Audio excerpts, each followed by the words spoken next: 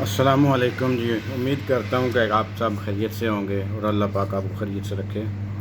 ناظرین، 2 دن سے پاکستان کی سرزمین پہ ایک سیاسی زلزلہ آیا ہوا ہے کہ صدر صاحب نے دستخط کر دیے۔ صدر صاحب کہتے ہیں میں نے دستخط نہیں کیے، اور پاکستان کی عزت اور توقیر پہ جو اضافہ ہو رہا ہے وہ اب سب نے دیکھ لیا۔ یہ اب برائٹڈ مائنڈڈ لوگ ہیں اپر کلاس کے، اور اس سے بھی پتہ نہیں نہ جانے کون سی کلاس کے ہیں۔ ان لوگوں نے پاکستان کی عزت میں، پاکستان کی وقار میں اضافہ کر رہے ہیں۔ یہ وہ لوگ ہیں جو کہتے ہیں جی ہم آئین کی حفاظت کر رہے ہیں۔ صدر مملکت کہہ رہے ہیں کہ میں نے کسی ڈاکومنٹ پہ دستخط نہیں کیے اس قسم کے، اور یہ لوگوں کہہ رہے ہیں کہ صدر صاحب نے دستخط کر دیے ہیں، اور صدر صاحب کی ٹویٹ بھی سامنے آ چکی ہے۔ اب عمران خان کے بعد صدر عارف علوی نے اس نظام کو ننگا کر کے رکھ دیا ہے۔ اس نظام کی خامیاں جو ہیں وہ عوام سے، جو ان لوگوں کو محبت ہے، اب آپ کو پتہ چل گیا ہوگا کہ کن لوگوں کو آپ سے محبت ہے، اور آپ کی محبت میں دیکھو وہ کیا کر رہے ہیں۔ صدر مملکت کے دستخط بھی کر رہے ہیں اور فیک نیوز بھی خود ہی پھیلا رہے ہیں۔ اب آپ کو معلوم ہوا نا کے پی اور پنجاب کے الیکشن کیوں نہیں ہو رہے۔ آپ کو پتہ چل گیا نا کون بندہ جو ہے وہ الیکشن نہیں کرانے دے رہا، جس نے پچھلی حکومت کی بھی کنٹرول کیا، اور اس حکومت کو بھی، جو عبوری حکومت ہے، اس کو بھی کنٹرول کر رہے ہیں۔ پچھلی حکومت کرپٹ تھی، 1 نمبر کی کرپٹ تھی، عوام کے لیے انہوں نے کچھ بھی نہیں کیا۔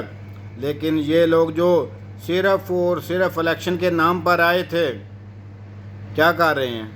آتے ساتھ سلنگی صاحب کیا کہہ رہے ہیں جی صدر صاحب نے دستخط کر دیے، یہ ہوگا وہ ہوگا، تو پیچھے سے جو لوگ ڈوریاں ہلا رہے ہیں وہ نہیں چاہتے کہ اس نظام میں کوئی ایسا بندہ بیٹھ جائے جو خود بھی صاف ہو اور ہمیں بھی نہ کھانے دے، جو خود تو صاف ہو اور ہمیں گندا کر دے گا۔ 77 ایئر میں پاکستان کو ایک واحد بندہ یہ ملا ہے جس نے اس نظام کو گندا کر دیا ہے، جو کرپٹ نہیں تھا۔ ارشد شریف نے صحیح بولا تھا کہ عمران خان کی آپ کرپشن نہیں نکال سکتے، کیونکہ نکالی اس کی جاتی جس کی ہو، اور جس کی ہو ہی نہیں اس کی آپ کرپشن نہیں نکال سکتے۔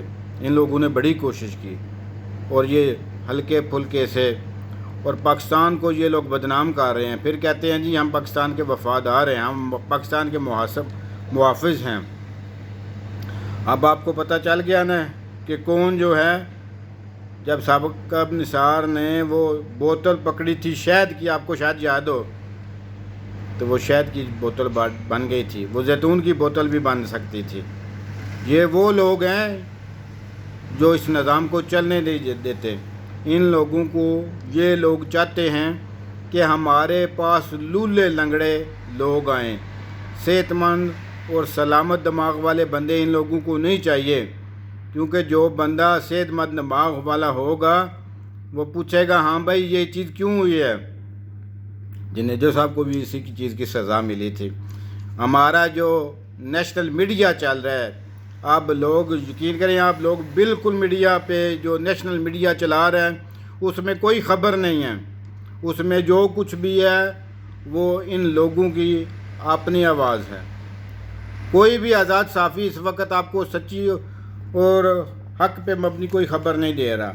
جتنی بھی ہے fake news, P T V تو خیر پہلے ہی بکا ہوا تھا نا، وہ کنٹرول میں ہوتا ہے۔ باقی جتنے بھی ادارے ہیں اس وقت جو کر رہے ہیں رپورٹنگ، یہ سب 2 نمبر کر رہے ہیں۔ ان کی جرت نہیں ہے کہ ایک ذرا بھی سچی خبر بھی دے سکے۔ دوسری طرف آپ انٹرنیشنل میڈیا اٹھا کے دے لیں، BBC لندن اٹھا کے دیکھ لیں، اردو میں وہ خبریں دے رہے ہیں اور آپ کے ملک کو ننگا کر رہے ہیں۔ کبھی آپ نے سوچا کہ BBC اردو پہ کبھی آپ کے ملک کے علاوہ کسی کی خبریں ہوتی ہیں؟ بہت کم، شاذ و نادر۔ لندن کی کوئی خبر نہیں ہوتی، انٹرنیشنل اور کوئی خبریں نہیں ہوتی، لیکن چن کے وہ پاکستان کی خبریں لگاتے ہیں اور آپ کو وہ ننگا کرتے ہیں کہ یہ ہے آپ کی اوقات۔ آپ کا میڈیا، پاکستانی میڈیا اس وقت پاکستان کی عوام کا سب سے بڑا جو ہے نا وہ دشمن بنا ہوا ہے۔ ایک بات اور میں جاتے جاتے بتا دوں آپ کو، اب آپ کو پتہ چلا نا کہ نواز شریف کیسے باہر گیا تھا۔ نواز شریف کی رپورٹیں جو وہ کس فیکٹری میں بنی تھیں، اب آپ کو کوئی میرا خیال ہے ابہام نہیں رہنا چاہیے، اب آپ ہر چیز آپ کے سامنے آ چکی ہے۔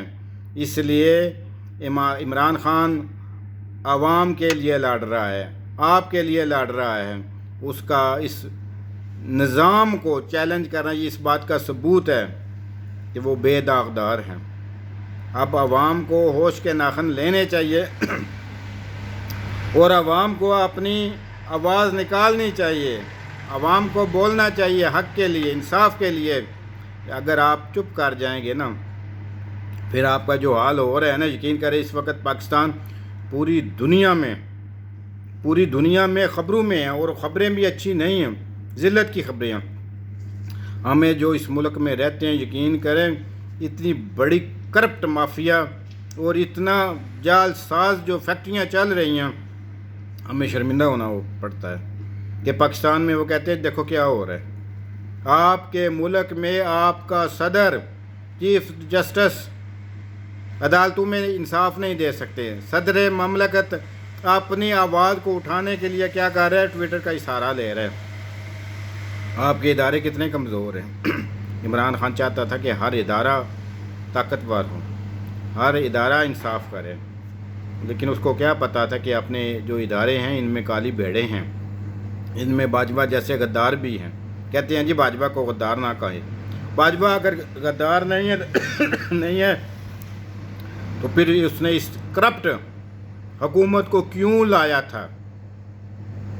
یہ کرپٹ حکومت اسی لیے آئی تھی کہ باجوہ بھی کرپٹ ہی تھا، وہ کرپشن کو برا نہیں سمجھتا تھا۔ جو بندہ برائی کو برا نہ سمجھے وہ خود برا ہوتا ہے، تو اسی لیے اس کو برا نہیں نہ سمجھتا۔ عمران خان کے فلسفہ کو سمجھنا پڑے گا کہ وہ کیا چاہتا ہے۔ وہ آپ سے آپ کی خودی بلند کروانا چاہتا ہے، وہ آپ سے آپ کی انا کو اوپر لے کے جانا چاہتا ہے۔ وہ آپ کو چاہتا ہے کہ آپ اس معاشرے میں رہ کر اپنے لوگوں کے ساتھ بھلائی کریں، اپنے لوگوں کے ساتھ انصاف کریں، اپنے لوگوں کی عزت کریں۔ اگر آپ کی گھر میں کوئی عزت نہیں ہے نا، تو باہر میں آپ کوئی عزت نہیں کرے گا۔ ان الفاظ پر ضرور سوچنا، اور آج کل میڈیا جو دکھا رہے ہیں اس پہ بالکل کان نہ دھریں۔ اللہ پاک آپ کی حفاظت پر فرمائے۔ اللہ حافظ۔